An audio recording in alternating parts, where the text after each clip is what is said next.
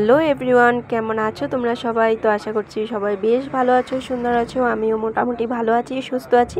তো অনেক দিন পর একটা রেসিপি নিয়ে আসলাম। ব্রেড টোস্ট করেছিলাম। দেখো, ব্রেডগুলিকে সুন্দর করে কেটে নিয়েছিলাম মাঝখানে।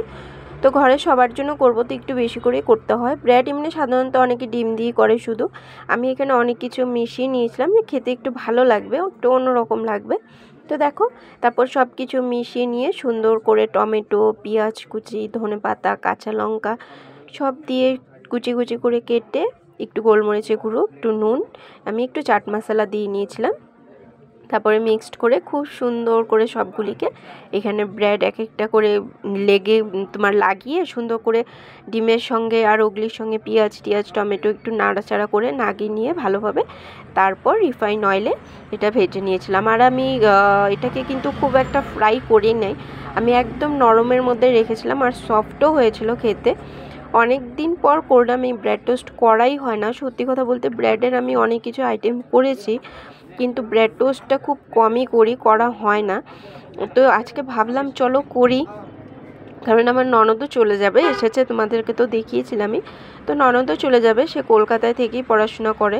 তো চলে যাবে যখন, ওর জন্য আসার পর থেকে এরকম আর কিছু বানানো হয়নি, তো বানিয়েছিলাম এটা, তাই তোমাদের ভাবলাম একটু শেয়ার করি।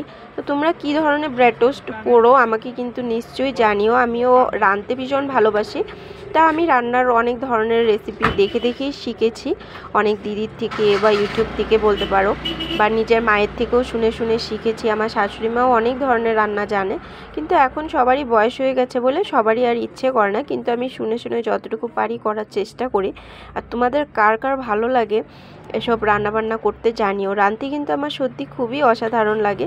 সব কিছুই আজকাল তো সবার কিচেনে সব কিছুই থাকে, বলো, এটা নর্মালি ব্যাপার, সবার ঘরে সব কিছুই থাকে, ছোটোখাটো থেকেই যায়।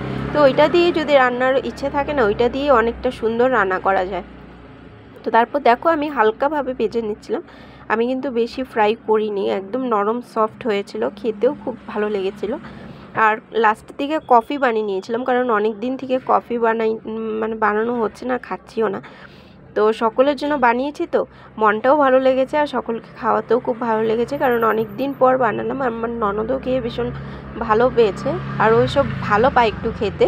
তো আমি ওর জন্য বিশেষ করে বানিয়েছি, ননদের জন্য, কারণ ননদ আসলে তো সেরকম কিছু বানানো হয় না, বা বাইরেই থাকে বেশিরভাগ, অনেক দিন পর আসলো। তো কেমন লাগলো রেসিপিটি জানিও, ভালো লাগলে ফলো করো, পাশে থেকো।